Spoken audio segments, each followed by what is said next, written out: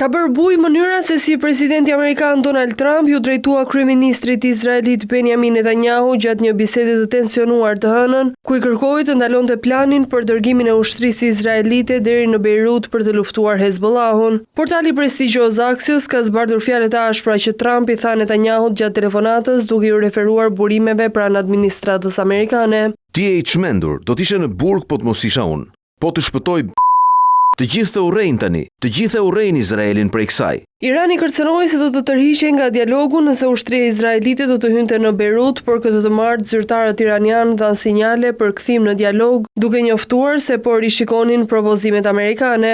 Sa i takon negociatave, sekretari amerikan i shtetit Marco Rubio tha se SBA-t nuk i kanë ofruar Iranit lehtësim të sanksioneve në këmbim të rihapjes së ngushticës së Hormuzit. Duke dëshmuar në Kongres për herë të parë që nga fillimi i luftës, Rubio theksoi se lehtësim të sanksioneve do të ketë vetëm në këmbim të kushteve për bërthamorët. Ndërkohë në rajon situata mbetet e brisht si mes Izraelit dhe Hezbollahut, ashtu edhe në ngushticën e Hormuzit, ku mediat iraniane raportuan se Irani ka vendosur në funksion një sistem kalimi me leje të posaçme për anijet ndërkombëtare.